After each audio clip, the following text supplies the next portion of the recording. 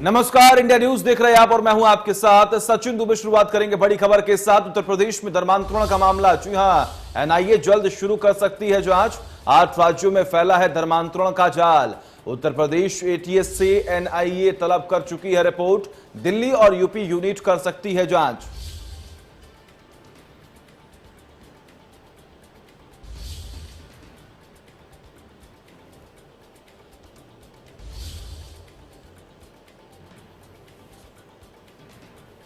तो ये बड़ी खबर हम आपको बता रहे हैं, बड़ी और अहम जानकारी आपकी टीवी स्क्रीन पर। उत्तर प्रदेश में धर्मांतरण का मामला। उत्तर प्रदेश में धर्मांतरण का मामला। 8 राज्यों में फैला है धर्मांतरण का पूरा खेल। और ऐसे में आपको यह जानकारी दे कि अब एटीएस जो है वो जांच करेगी। दिल्ली और यूपी यूनिट कर सकती है धर्मांतरण केस की जांच। ये बड़ी खबर हम आपको बता रहे हैं, बड़ी और अहम जानकारी आपकी टीवी स्क्रीन पर।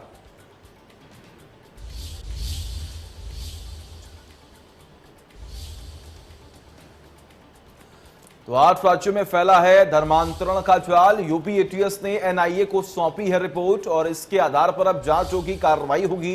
दिल्ली और यूपी यूनिट कर सकती है धर्मांतरण केस की जांच। ये बड़ी खबर हम आपको बता रहे हैं। आखिर इसके पीछे क्या है, कौन है, इन तमाम चीजों को लेकर बातचीत होगी।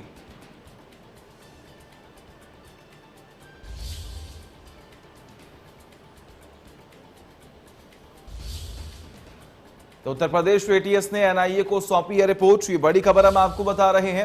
एनआईए के दिल्ली और यूपी यूनिट करेगी जांच। इसी के अलावा हम आपको बता दें कि जब ये पूरा मामला प्रकाश में आया तो कार्रवाई की गई, तो 2 लोगों को गिरफ्तार किया गया। इसके अलावा अगर हम बात करें तो जांच हुई तो और कई सारे नाम भी सामने आए। खबरें ये भी सामने आई कि विदेशों से इसकी फंडिंग हो रही है और तमाम जो लोग हैं उनके आधार पर लोगों की पहचान होती है और फिर उसके बाद उनकी लिस्ट बनती है और फिर उसके बाद जो धर्मांतरण की प्रक्रिया है वो यहां पर शुरू कराई जाती है। तमाम मौलाना को भी गिरफ्तार कर लिया गया है, लेकिन फिलहाल अब ये मामला इतना तूल पकड़ चुका है कि अब इस पर उत्तर प्रदेश एटीएस जो है वो निगरानी बनाए हुए है। 8 राज्यों में फैला है धर्मांतरण का जाल और कई महीनों से ये पूरा खेल जो है वो चल रहा था, ये जाल बिछाया जा रहा था। अब उत्तर प्रदेश एटीएस ने एनआईए के रिपोर्ट को देखा है और फिलहाल ये कहा जा रहा है कि आने वाले वक्त में कार्रवाई की जाएगी और भी जिन लोगों के नाम सामने आ रहे हैं या फिर जिन जिन लोगों पर शक है उनके खिलाफ कार्रवाई होगी, उनसे पूछताछ होगी, जानने की कोशिश की जाएगी कि आखिर ये पूरा मामला कब से चल रहा है, आखिर क्या है पूरा मामला, इसके पीछे कौन है, आखिर इसकी फंडिंग कहां से आ रही थी, आखिर मास्टर माइंड कौन है, उसके खिलाफ भी कार्रवाई होगी।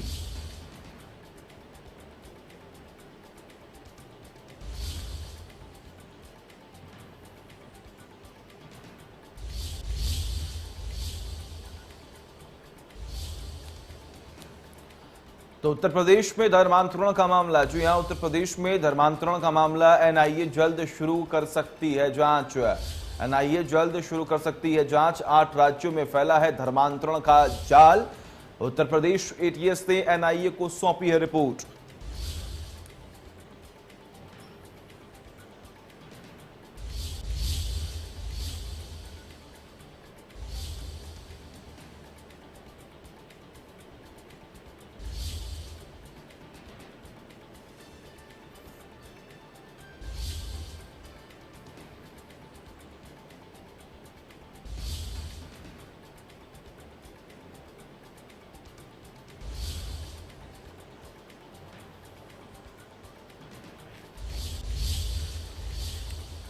तो यूपी एटीएस ने एनआईए को सौंपी है रिपोर्ट। उत्तर प्रदेश में धर्मांतरण का ये पूरा मामला हम आपको बता रहे हैं, लेकिन फिलहाल देखिए इस पूरे मामले को लेकर जो कुछ भी खुलासे हो पाए हैं इसकी जानकारी हमने आपको दी है और भी तमाम खुलासे अभी बाकी हैं जिसको लेकर जांच हो रही है।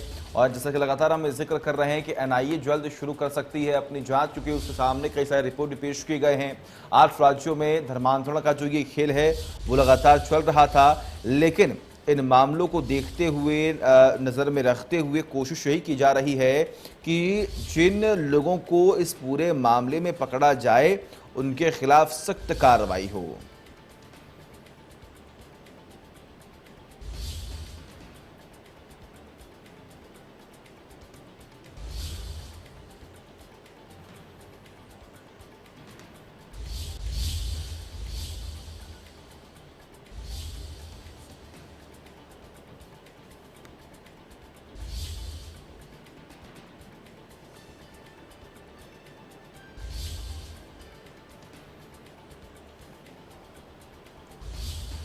तमाम जानकारी के लिए हमारे साथ खुर्रम निजामी लखनऊ से हमारे सहयोगी जुड़े हुए हैं। खुर्रम, फिलहाल इस पूरे धर्मांतरण के मामले को देखा जाए, परखा जाए, समझा जाए तो इसके पीछे का जो मास्टरमाइंड है आखिर वो कौन हो सकता है? अभी तक इस पूरे मामले में क्या कुछ खुलासे हो पाए हैं? और अब जैसा कि कहा जा रहा है कि एनआईए भी अब जांच करने वाली है, तो उसके सामने क्या क्या रिपोर्ट अभी तक पेश कर दिए गए हैं?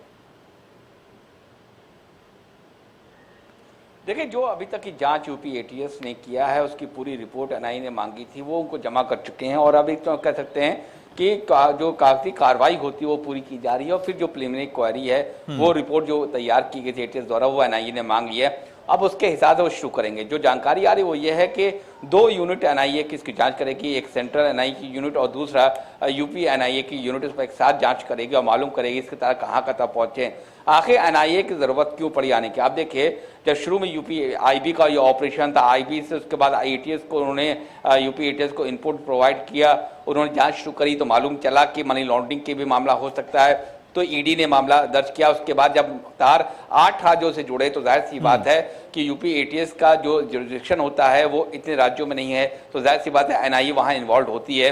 तो एनआईए ने रिपोर्ट भी मांग ली है, रिपोर्ट भेजी भी जा चुकी है।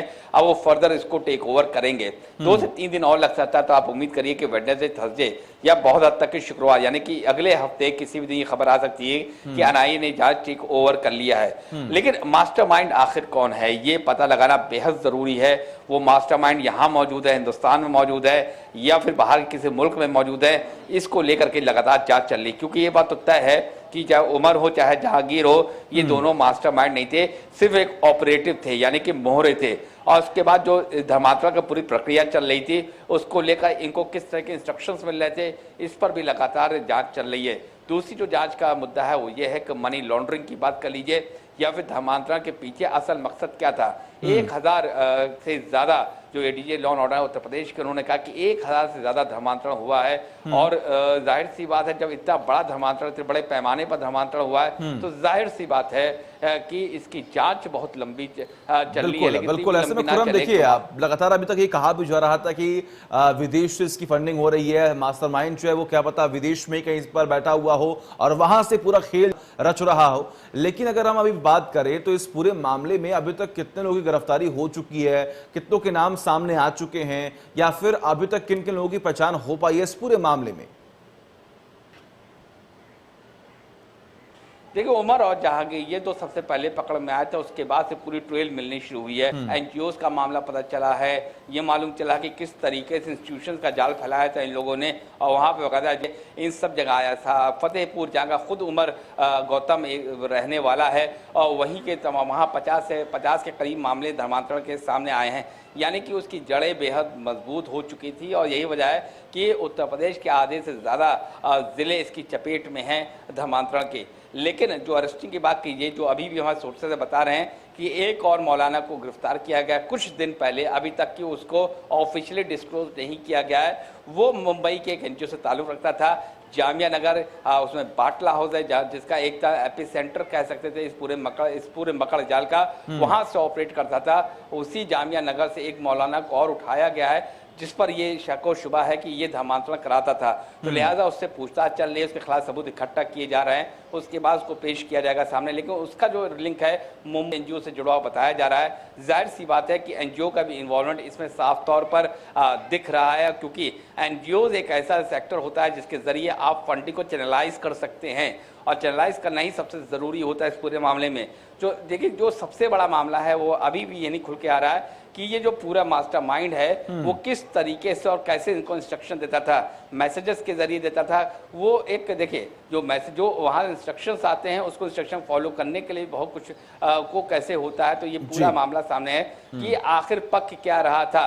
जो सोर्सेज वो यही बता रहे हैं कि इनकी बहुत आगे की सोच थी, यानी कि धर्मांतरण नहीं, उसके आगे भी बहुत कुछ इनका प्लान था। वो क्या प्लान था वो जानना और समझना बेहद जरूरी है, जिसका खुलासा लगातार एटीएस अपनी जांच में करने की कोशिश कर रही है कि क्या खुलासा किया जाए, और जांच लगातार चल रही है। लेकिन जब एनआईए आएगा तो न सिर्फ जांच में तेजी पकड़ेगी, बल्कि जो तार और राज्यों में फैले हुए हैं, मणिपुर है, केरल है, अब बिहार है, उत्तर प्रदेश है, इनको जब जुड़ेगा तब समझ में आएगा कि ये पूरा जो विशियस साइकिल था, ये पूरा जो मोटर्स एंड प्रॉपर्टी आखिर क्या था, इनका पूरा किस तरीके से ऑपरेट करते थे और कौन कौन लोग इसमें शामिल हो सकते हैं। क्योंकि आप देखिए कि जिनका जिनका धर्मांतरण हुआ है वो सभी गरीब नहीं हैं, उसमें बहुत सारे ऐसे हैं जो बहुत पढ़े लिखे हैं और हाईली प्रोफेशनली प्लेस्ड हैं। तो जाहिर सी बात है अगर ऐसे लोग का ब्रेन वॉश हो रहा है तो साजिश बहुत बड़ी भी हो सकती है। बिल्कुल, देखिए चिंता का विषय यही है क्योंकि देखिए खुर्रम, इस देश में अलग अलग धर्म के लोग रहते हैं। पूरी कोशिश यहाँ पर सरकार की तरफ से भी यही होती है कि कहीं भी कोई लापरवाही ना बरती जाए, कहीं पर भी कोई चूक की गुंजाइश ना हो, या फिर कहीं पर भी कोई ऐसी तस्वीरें देखने को ना मिले, ऐसी खबरें ना सामने आए जिससे कि लोग जो हैं वो हताहत हों। लेकिन अब जब अगर हम बात करते हैं खासतौर पर धर्मांतरण की, तो ये प्लानिंग कितने दिनों से चल रही होगी, ये अपने आप में एक बड़ा चिंता का विषय है। और जैसा कि लगातार हम चर्चा कर भी रहे हैं कि आखिर कौन है वो शख्स जिसने इसकी पूरी प्लानिंग जो है वो रची है, आखिर वो कौन कौन से लोग हैं जो लगातार कई दिनों से इनके साथ जुड़े हुए हैं, अभी इनका फैलाव कितना बड़ा है, कौन किन किन राज्यों में ये बैठे हुए हैं छुपकर। ये सबसे चिंता का विषय यही है कि इन पर जल्द से जल्द कार्रवाई और इनकी पहचान जो है वो जल्द से जल्द हो पाए। जी बिल्कुल, देखिए यही बात है कि हमको 2 लोग तो मिल गए हैं एजेंसीज को, अब उनके जरिए पूरा चेन पकड़ना, जो चेन रिएक्शन कह लीजिए इस तरीके से, यानी चेन टू चेन मामला चल रहा था। तो 2 उमर गौतम और जहांगीर हाथ में आए हैं, इनसे लगातार पूछताछ चल रही है।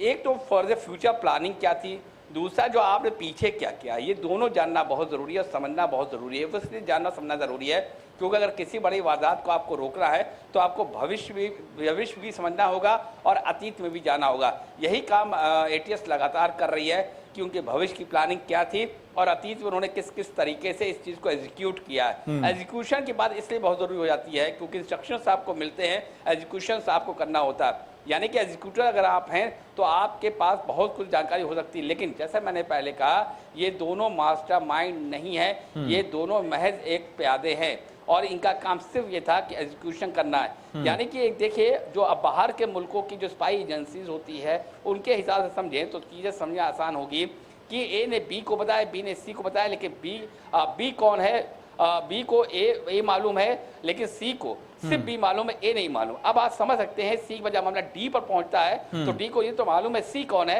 लेकिन बी ए उसको नहीं मालूम होता है। उसमें से एक शख्स भी अगर हट जाता है बीच में से तो पूरी चेन ब्रेक हो जाती है। क्या इस तरीके कुछ मोटर्स बढ़ाई था कि अगर इस तरीके का होगा तो जाहिर सी बात है आप मास्टरमाइंड तक नहीं पहुंच पाएंगे। तो ये समझने की बात है कि अल्फाबेटिकली ऑर्डर में उमर और जहांगीर कहाँ स्टैंड करते थे। अगर वो बी और सी हैं तो एक बात बन सकती है, लेकिन कहीं अगर वो आगे है तो फिर बीच में से कौन कौन लोग हैं अगर उनको रास्ते से हटा दिया जाता है ठीक है, तो जाहिर सी बात है। बहुत बहुत शुक्रिया आपका तमाम जानकारी के लिए। लगातार नजर आप बनाए रखिए, तमाम अपडेट्स हम आपसे लेते रहेंगे।